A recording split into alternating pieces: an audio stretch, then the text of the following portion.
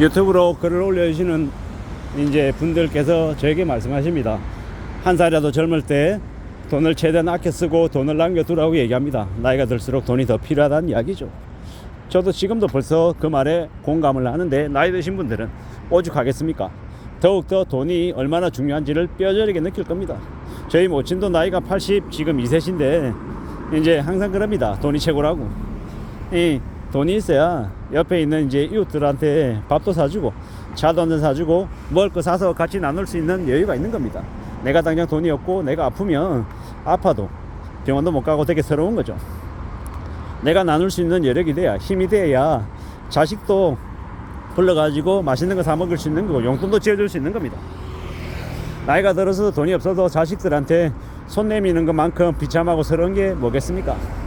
그런 삶을 살고 싶냐고요? 아니죠. 그러면은 하다못해 조금이라도 젊었을 때 아끼고 절약해서 좀 삶을 잘 지켜내려고 애쓰는 게 좋을 것 같습니다. 그렇게 살자라고 말씀을 드리고 싶은 거죠. 이 엄난한 시대를 지금 살아가고 있는데 막막하잖아요. 겁나잖아요. 그럴수록 더 돈 모으려고 하고 나중을 위해서 대비하고 사는 걸 추구하는 게 좋겠습니다. 그렇게 사는 게 훨씬 현명한 길이다라고 생각하는 겁니다. 누가 뭐라 그래도 지금 앞으로 큰 쓰나미가 달려오고 있잖아요. IMF 시즌2가 시작됐다라고 얘기합니다. 연끌들 이제 뒤졌습니다. 감당 못할 가상금리에 좀 있으면은 이제 원리금, 이제 원금도 일부 상환해야 되는데 1억, 2억, 3억을 한 방에 내놔야 되는데 그만큼의 돈을 마련할 수 있는 사람이 몇이나 되겠냐라는 겁니다. 꽤 아마 우려스러울 겁니다. 쉽지 않을 거다라는 겁니다. 이런 시국에 지금 우리가 살아가고 있는데 어떻게 해야 되냐? 뻔한 얘기, 되게 당연한 얘기입니다. 제가 뻔하고 당연한 얘기를 하니 어떤 분들은 그렇게 얘기합니다. 이제 더 이상 지루하다. 뭐 당연하게 뻔하게 아껴 쓰라, 절약해라, 성실하게 일해라, 한 회사에 오래 다녀라, 뭐 딴짓거리 하지 마라, 돈 무서운 줄 알아라, 뭐 그런 얘기만 계속 하는데 지겨워 죽겠다고 얘기합니다. 근데 또 어떤 분들은 얘기하죠. 또 뻔하고 당연한 얘기인데 맞다, 이런 얘기 계속 해야 된다, 잔소리처럼 해야 된다라고 이야기하시는 분들도 있습니다. 그러면 저는 왜 이 똑같은 얘기를 계속 할까요? 제일 중요한 건 제가 제 스스로에게 정신 차리라고 제가 스스로에게 잔소리하는 겁니다. 겁먹들지 말라고, 욕심 부리지 말라고, 함부로 유행을 바라지 말라고 스스로에게 자꾸 이야기하는 겁니다. 저도 이제 누군가가 저에게 그런 얘기를 옆에서 많이 해주면 좋겠는데 그런 사람 찾기가 어렵죠. 그러다 보니까 내가 내 스스로에게 그런 얘기를 해야겠다라고 한 게 유튜브를 시작하게 된 계기입니다. 초반에는 이제 부동산 가격이 오르니 어쩌니 뭐 그런 얘기들도 많이 했던 것 같습니다. 근데 지나고 보니까 제가 생각했던 것보다 부동산 가격이 훨씬 고공행진하고 집값 내려가는 속도가 많이 더디더라고요. 아마도 지금 생각하는 건 2020 6년, 7년, 8년쯤이면 집값이 좀 내려와 있을 거라고 생각하는데 제 생각보다 덜 내려올 수도 있습니다. 하지만 제가 생각하는 건 자기 분수에 맞게끔 감당할 수 있는 범위 안에 있는 집을 사서 뭐 고치며 살든 뭐 자가로 지내면서 그냥 가족들이 안락하게 편안하게 살면 그러면 행복한 게 아닌가라고 생각하는 겁니다. 그 이상을 바라거나 욕심부리거나 하는 건 좋은 게 아닌 것 같습니다. 저도 이제 집 하나를 가지고 있는데 머리가 아픈 거죠. 세입자 때문에 좀 스트레스를 받습니다.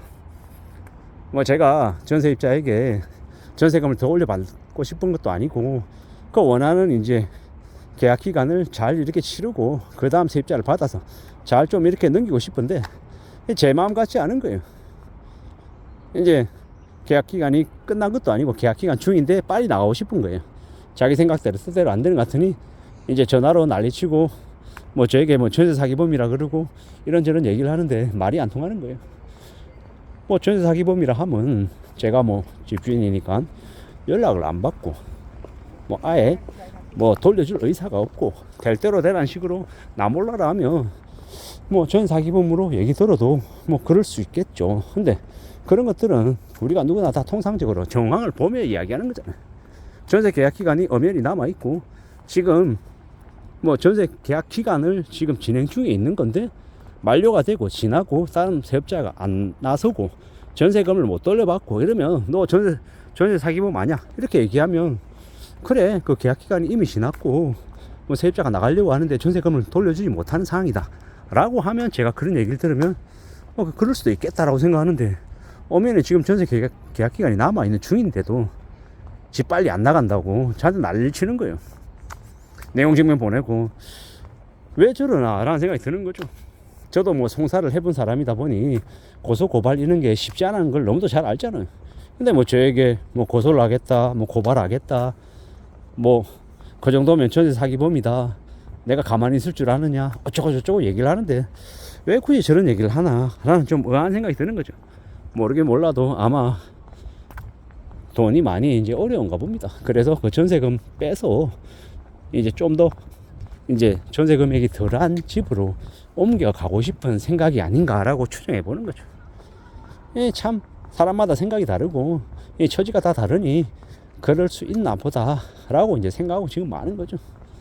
참 이게 뭔가 싶기도 하고 어떻게 하겠습니까? 제가 뭐 사람을 잘못 이렇게 세입자로 들인 이제 제 잘못인 거죠. 보통의 사람들, 평범한 사람들 그냥 상식선에서 생각하고 의논하고 맞춰가면서 하는 게 별거 아니라고 생각하는데 그렇지 않더라고요. 보통의 사람, 평범한 사람들, 상식선에 있는 사람들과 이야기 나누고 의논해서 살아간다라는 것 자체도 참 고맙고 감사한 일이구나 라는 생각이 들었습니다. 내가 상식적으로 대한다고 상대방이 나를 상식적으로 준다라는 보장이 없더라는 겁니다. 참 희한한 생각, 별의별 생각들이 다 드는 요즘입니다. 우리가 살다 보면 별일들이 다 일어난다라는 거. 그래서 좀 더 조심하고 좀 더 경계하고 겁내며 사는 게 더 필요한 것 같다라는 생각을 더 해봅니다.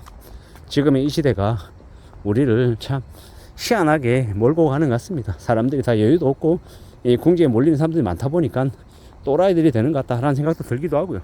굳이 그렇게 화낼 필요가 없는 상황인데도 과도하게 화를 내고 사람들을 또 몰아붙이고 이러는 거 보면 좀 뭔가 이상한 것 같습니다. 지금 이 세상이 더 좀 극악스러워지고 한쪽으로 치우치는 것 같은 생각도 들고 어떻게든 안전하게 사는 걸 추구하는 게 제일 필요한 것 같습니다. 아껴 쓰고 돈 무서운 줄 알고 사람 조심할 줄 알고 말 조심하고 행동 조심하고 모든 것들을 좀 신중하게 조심하며 지내는 게 더욱더 필요하겠구나 라고 생각하며 지금을 살고 있습니다. 조심하고 또 대비하고 안전하게 살려고 각오하는 게 더욱 필요한 시대 같습니다. 그렇게 살아야, 그렇게 지내야 우리의 이 상황들을 또 다듬어 나갈 수 있는 것 같습니다. 지금은 절대로 쉬운 상황이 아닙니다. 많이 힘들고 많이 어려울 수 있는 상황이기 때문에 좀 더 명심하고 좀 더 어떻게 살아갈지를 잘 강구하는 게 필요하겠습니다. 건강하게 안전하게 무탈하게 살아가는 걸 최우선의 과제로 생각하고 지내는 게 제일 좋을 것 같다라는 게 제 개인적인 생각입니다. 앞으로 우리가 살아가는 세상이 좀 더 지금보다는 잔인해질 수 있다는 걸 잊지 말아야 될 것 같습니다. 정신을 좀 바짝 차리고 살면 좋겠다라고 말씀드립니다. 이상입니다.